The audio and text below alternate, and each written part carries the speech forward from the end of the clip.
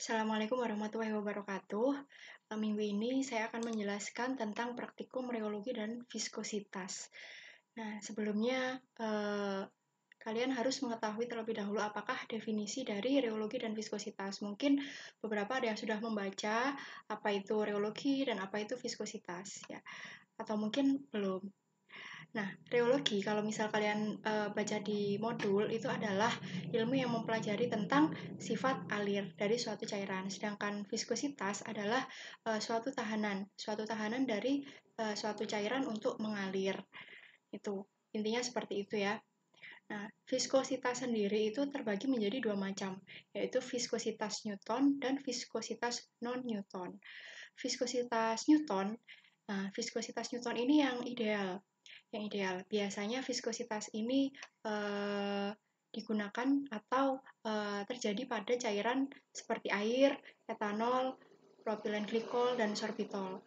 Nah, apa definisi viskositas Newton? Yaitu viskositas yang dia itu tidak dipengaruhi oleh kecepatan geser pada suhu dan waktu tertentu. Maksudnya seperti apa? Maksudnya misal kalian mengaduk air atau mengaduk etanol dengan kecepatan berapapun, viskositas air atau viskositas etanol itu akan tetap. Jadi dia tidak akan dipengaruhi oleh kecepatan geser, pengadukan, dipercepat, diperlambat, dia akan tidak terpengaruh. Viskositasnya ya akan tetap seperti itu. Itu definisi dari viskositas Newtonian. Tujuan dari percobaan kali ini yaitu menjelaskan arti dari viskositas dan rheologi. Nanti kalian bisa baca lagi, lalu membedakan cairan Newton dan non-Newton. Nah, yang pertama tadi saya menjelaskan tentang Newton terlebih dahulu, nanti yang non-Newton setelah ini.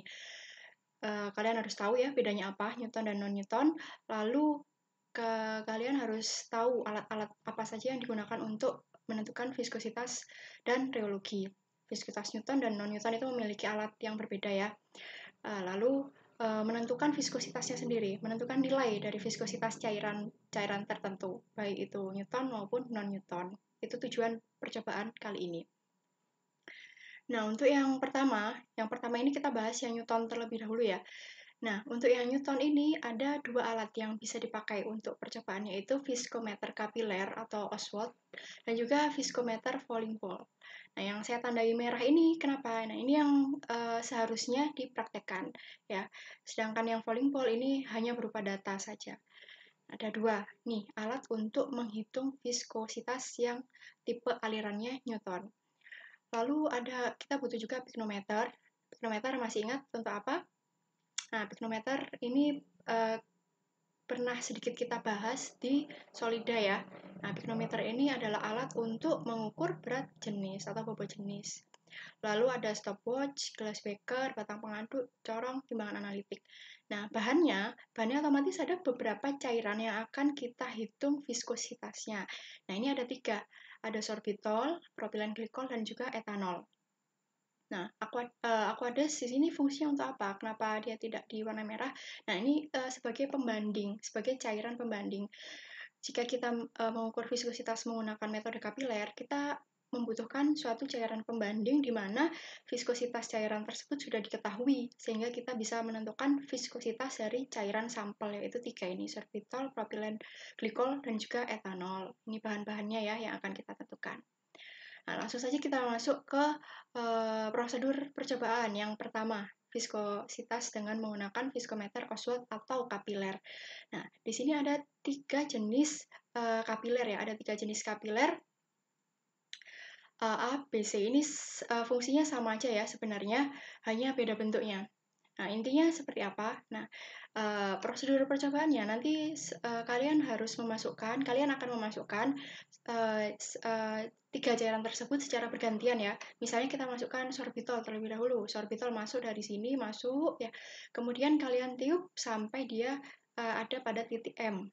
Cairannya tersebut ada pada titik M ini. Setelah itu, kalian siapkan stopwatch. Fungsinya untuk apa stopwatch itu? Untuk menghitung waktu di mana sorbitol turun dari titik M menuju titik N. Nah, waktu dari titik M menuju titik N ini nanti yang akan dicatat sebagai waktunya, waktu sorbitol. Nah, ini nanti akan dilakukan sebanyak 3 kali replikasi. Jadi sorbitol 3 kali, kemudian propilen glikol 3 kali, etanol 3 kali, dan juga air. Air juga tetap dihitung ya waktunya dari titik M ke titik N. Intinya seperti itu, menghitung waktu. Nah, rumus viskositas kapiler atau Ostwald ini kita lihat langsung yang di bawah ya, yang di bawah ini. Nah, ini tanda dari viskositas. Viskositasnya sampel sama dengan viskositas dari air, 0 ini air ya, cairan pembanding yang seperti saya bilang tadi, viskositas air dikali dengan T. T ini waktu yang M ke N untuk sampel tadi, ya. Waktu dari sampel dikali berat jenis sampel dibagi dengan waktu air dikali berat jenis air.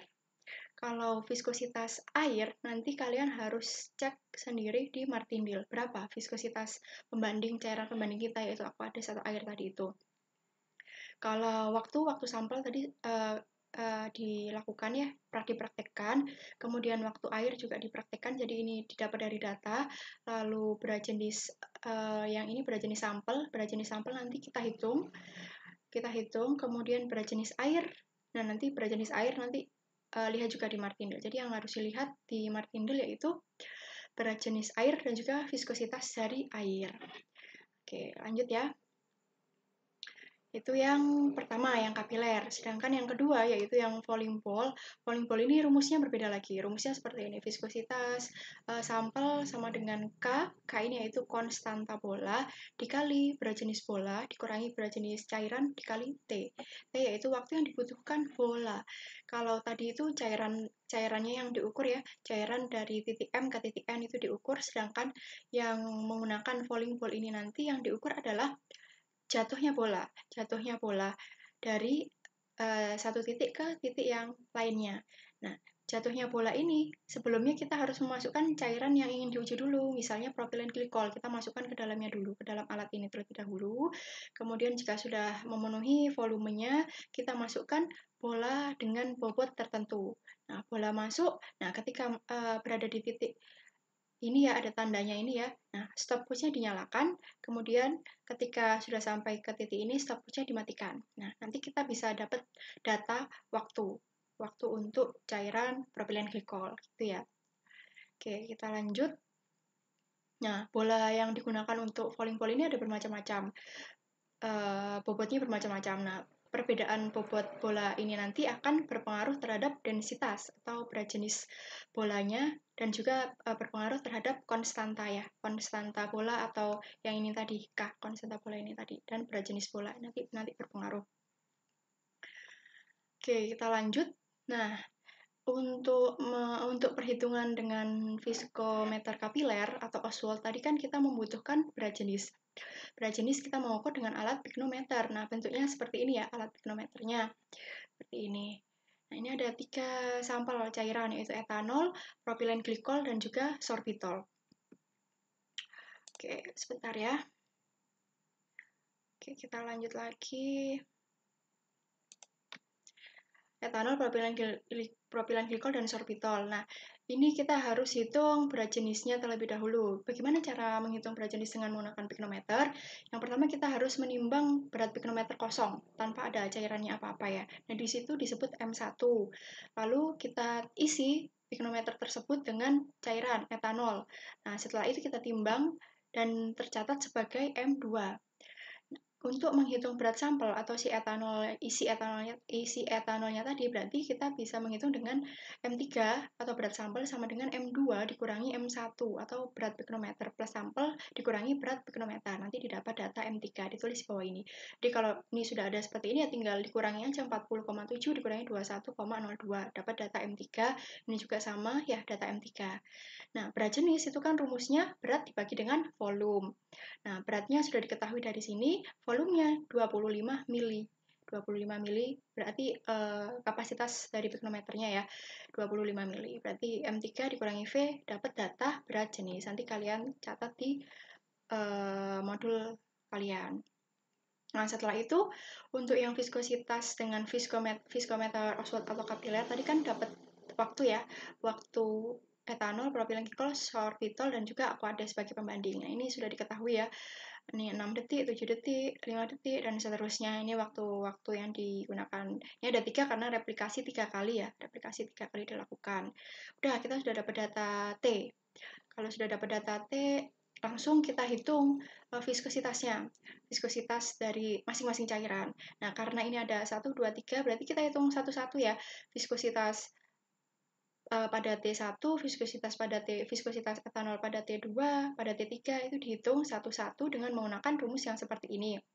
Viskositas ini air ya, jangan lupa kalau yang 0 ini air, kalian cari di Martinelli seperti saya bilang tadi. Ini waktu sampel, berat jenis sampel yang ini tadi ya. Kemudian T air ini. Berarti kalau misal etanolnya 6, berarti ya T airnya pakai yang 4 ini. Kemudian berat jenis air nanti dilihat di Martindale. Nah, otomatis nanti kalau misal ada 3 waktu, berarti kalian mendapatkan 3 viskositas, 3 nilai viskositas. Masing-masing 3 ya, etanol 3, propilen 3, sorbitol 3. Setelah itu di rata-rata. Sudah kalian dapat 3 data viskositas. Ya, etanol, propilen glikol, dan sorbitol. Nah, itu untuk yang menggunakan viskometer Oswald. Oke, kita lanjut langsung ke alat yang kedua, yaitu viskometer falling ball atau bola jatuh. Nah, di bola jatuh tetap sama ya, sampelnya ada 3, etanol, propilen glikol, dan sorbitol. Nah, di sini tadi kan ada K ya, K bola atau konstanta bola. Konstanta bolanya di sini sudah diketahui yaitu 0,09. Dan juga tadi ada data berat jenis bola. Berat jenis bola juga sudah diketahui, hasilnya datanya yaitu 8,1 gram per sentimeter atau per mili. Ya, ini berat jenis dan ini konstantanya sudah diketahui. Nah, ini data hasil pengukuran waktu alir dari menggunakan bola jatuh 4,31 detik, etanol 6,98 dan seterusnya. Nah, rumusnya ini, viskositas sama dengan K, K-nya tadi berapa? 0,09 ya. Kemudian berat jenis bola 8,1 dikurangi rho cairan etanol yang awal tadi itu kalian masukkan, kemudian dikali dengan T, dikali dengan 4,31. Sudah dapat nanti data viskositas etanol 1. Viskositas etanol 2 berarti tinggal mengganti T-nya nanti ya.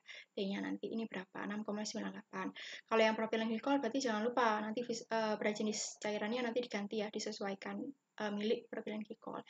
Ini nanti juga dapat tiga data viskositas etanol, 3 data viskositas propilen glikol, dan 3 data viskositas sorbitol. Kemudian di rata-rata. Itu ya. Oke, kita lanjut.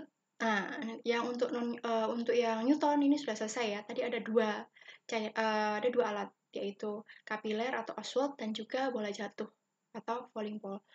Nah, kita lanjut ke yang viskositas non-Newton. Nah, viskositas non-Newton ini, kalau yang Newton tadi itu, dia tidak dipengaruhi oleh kecepatan geser, kemudian ya tidak dipengaruhi oleh kecepatan geser pada suhu dan waktu tertentu. Contohnya tadi yang Newton itu air, propilen glikol tadi ya, dengan satu fase. Kalau yang non-Newton ini dia cairan yang viskositasnya itu dipengaruhi oleh kecepatan geser. Jadi ketika kita mengaduk lebih cepat atau mengaduk lebih lambat atau ada gaya tertentu, nah di situ akan mempengaruhi viskositas dari cairan tersebut. Nah, cairan yang termasuk tipe non-Newton ini biasanya 2 fase, misalnya emulsi, suspensi, sistem dispersi, ya gitu. Contoh dari non-Newton itu 2 fase. Oke. Nah, ini tujuan percobaannya sama, intinya sama seperti yang tadi awal. Nah, ini alatnya ya. Alat viskositas yang non-Newton ini adalah contohnya viskometer Stormer. Yang kita gunakan adalah viskometer Stormer. Bentuknya seperti ini.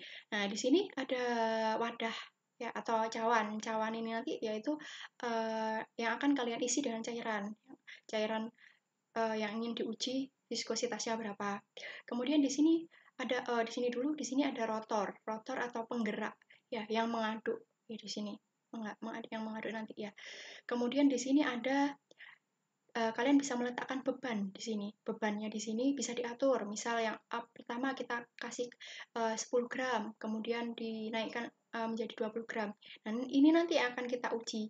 Nah, ketika gaya atau beban ini nanti ditambah, otomatis nanti kan berpengaruh terhadap kecepatannya. Kecepatan dari perputaran rotor ini nanti. Nah, kecepatan itu bagaimana pengaruhnya terhadap viskositas cairan. Nah, cairannya beda lagi ya, kalau tadi propylene glikol, sorbitol, dan juga etanol untuk yang Newton. Untuk yang non-Newton, tadi kan dua fase, contohnya emulsi. Nah, yang kita gunakan di sini emulsi dengan pengental, ada dua ya, emulsi dengan pengental dan emulsi tanpa pengental. Nanti kalian menguji atau menghitung dua jenis cairan.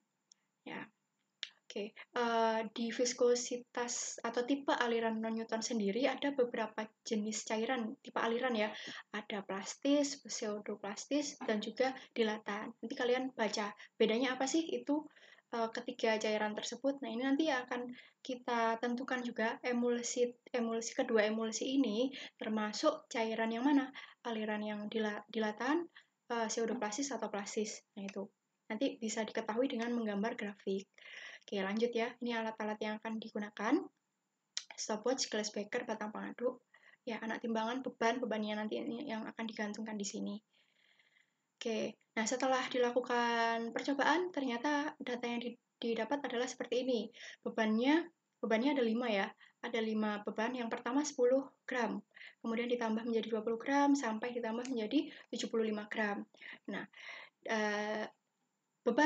pertambahan beban ini nanti kan berpengaruh terhadap waktu yang dibutuhkan untuk berputar sebanyak 100 kali putaran ya, 100 kali putaran. Ini waktu yang dibutuhkan. Kalau semakin bobotnya semakin bertambah, dia di sini terlihat bahwa waktunya akan semakin kecil. Ya, waktunya akan semakin kecil atau semakin cepat. Kenapa? Karena semakin tinggi beban, otomatis dia akan membantu perputaran dari rotor, sehingga waktu yang dibutuhkan untuk berputar dengan perputaran yang sama yaitu 100 akan lebih cepat ketika bobotnya itu bertambah gitu ya. Nah, ini ada tiga ya, ada tiga kali percobaan, 3 replikasi. Nah, kemudian di rata-rata, kalian rata-rata yang bobot 10 gram di rata-rata hasilnya 14,8 dan seterusnya. Nah, ini nanti kalian harus menghitung seper detiknya, 1 per detik, yaitu D. D nanti untuk apa? D nanti untuk menghitung kecepatan. Ya, D-nya 1 per detik berarti misalnya yang atas ini 14,8 kan ya. Jadi 1 per 14,8 gitu aja. Nanti ditulis D-nya berapa. Jadi kalau di sini satuannya detik, kalau di sini 1 per detik berarti kan satuannya nanti 1 per 14,8 second min 1 atau per second gitu ya, atau per detik. Nah, setelah dihitung 1 per detiknya, nanti kalian hitung kecepatan. Kecepatan rumusnya 60 dikali D dikali 100. D-nya dari sini ya. Nah, yang di buku petunjuk atau modul kalian, itu perhitungannya masih kurang tepat. Jadi dihapus, kalian hapus yang kecepatan, nanti diganti, kalian hitung lagi. Rumusnya 60 dikali D dikali 100 kali putaran. Ya. Oh ya, ini untuk data uji emulsi tanpa pengental dulu ya. Tadi kan ada 2, yang ini tanpa pengental dulu. Oke, ini sudah dapat data kecepatan. Nah, kecepatan nanti kita gunakan untuk menghitung viskositas. Rumusnya viskositas dengan non-Newton yaitu Kv. Kv ini ketetapan alat ini ya, 52. Jadi dia sudah ada ketetapannya 52, kemudian dikali W. W itu bobot. Bobot yang digunakan adalah 10 gram. Bebannya 10 gram. Dibagi dengan V. V ini kecepatan yang dari RPM ini. Berarti Kv 52, kemudian dikali 10 per berapa? Hasil dari kecepatan ini tadi. Oke, nanti didapat rumusnya sama, didapat 5 viskositas. Yang pertama, ini yang data tanpa pengental, emulsi tanpa pengental. Yang kedua, ini emulsi dengan pengental. Caranya sama, kalian hitung sepertinya, kecepatan RPM-nya itu dihapus, yang di modul kalian hapus, kalian hitung lagi 60 dikali D dikali 100, hasilnya berapa.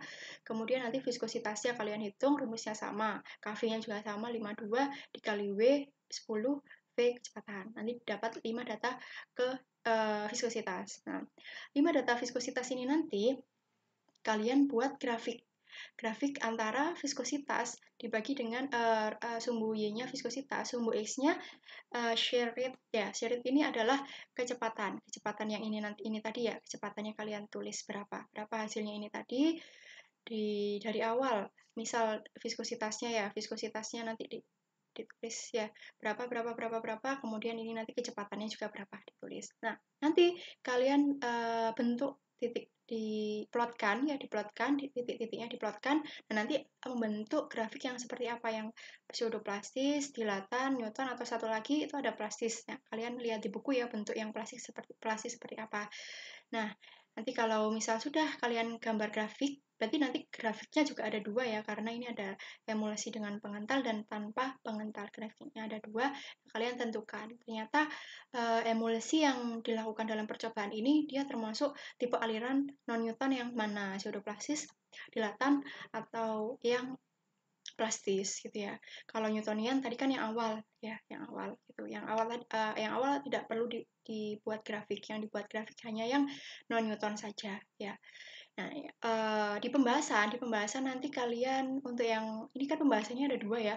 Viskositas Newton sendiri ada dibahas, kemudian non Newton sendiri juga dibahas.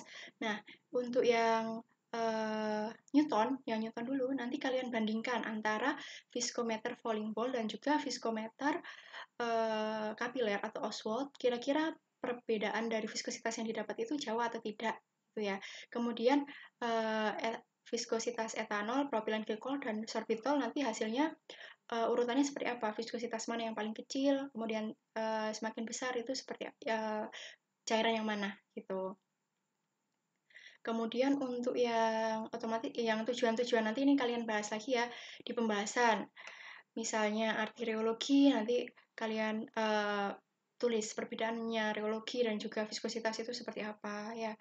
Perbedaan cairan Newton dan non-Newton ini nanti kalian bahas di pembahasan supaya kalian lebih memahami dan tujuan percobaan akan bisa tercapai. Kemudian untuk yang ini pembahasan yang di non-Newton gitu aja ya, dibandingkan antara yang Newton ya dibandingkan antara falling ball dan juga kapiler atau Oswald, kemudian sampel 1, 2, 3 etanol, propilen glikol, dan sorbitol ini yang mana yang viskositasnya paling kecil tadi itu tadi. Yang urutan viskositas yang paling dari terkecil ke besar itu yang mana cairannya. Untuk yang non Newton nanti ini kalian tentukan tentukan yang ini dari grafik dia termasuk cairan yang mana sih, pseudoplastis, dilatan, atau yang plastis gitu aja. Nanti kalian bahas apa sih pseudoplastis, apa itu dilatan, apa itu plastis. Oke ya. Oke, untuk praktikum dan penjelasan praktikum dari reologi dan viskositas saya rasa cukup sampai di sini. Apabila ada ditanyakan mungkin nanti kalian bisa tanya langsung. Oke, terima kasih. Saya tutup. Assalamualaikum warahmatullahi wabarakatuh.